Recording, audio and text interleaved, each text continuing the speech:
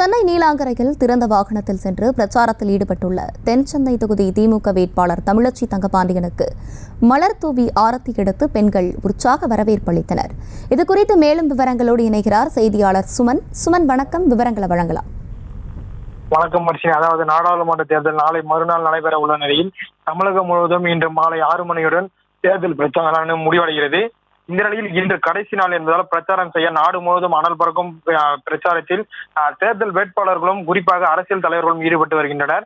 அதன் ஒரு தொகுதியாக தென் சென்னை நாடாளுமன்ற தொகுதி திமுக வேட்பாளர் தமிழச்சி தங்கபாண்டியன் தனது இறுதி கட்ட தேர்தல் பிரச்சாரத்தை சோலைநல்லூர் சட்டமன்ற தொகுதிக்குட்பட்ட சென்னை கிழக்கு கடற்கரை சாலை நீலாங்கரை பகுதியில் ஆட்டோவில் பிரச்சாரத்தில் ஈடுபட்டார். உடன் சோலைநல்லூர் சட்டமன்ற உறுப்பினர் அரவிந்த் ரமேஷும் அவருடன் வாக்கு சேகரிப்பில் ஈடுபட்டார். அந்த நிலையில் நீலாங்கரத்தில் பிரச்சாரத்தில் ஈடுபட்டு வரும் தென் சென்னை நாடாளுமன்ற தொகுதி திமுக வேட்பாளர் தமிழச்சி தங்கபாண்டியனுக்கு அந்த 15வது மண்டல குழு தலைவரும் திமுக கிழக்கு பகுதி செயலாளர் மதியழகன் ஏற்பாட்டில் நீண்ட வரிசையில் மகளிர்கள் இருபுறமும் நின்று ஆரத்தி எடுத்து மலர் தூவி ஆள் உயர ரோஜாப்பூ மாலை அணிவித்தும் ஒரு உற்சாக வரவேற்பு அளித்து வருகின்றனர். மேலும் பிரச்சாரத்தில் ஈடுபட்ட திமுக வேட்பாளர் தமிழச்சி தங்கபாண்டியனுக்கு சிறுமி ஒருவர் ஆட்டோ மீது ஏறி அவரது கழுத்தில் மாலை அணிவித்து ஒரு உற்சாக வரவேற்பு அளித்தார். தொடர்ந்து அந்த பகுதியில் செல்லும் இடமெல்லாம் திமுக வேட்பாளர் தமிழச்சி தங்கபாண்டியனுக்கு ஒரு உற்சாக வரவேற்பானது அளிக்கப்பட்டது. வர்ஷினி,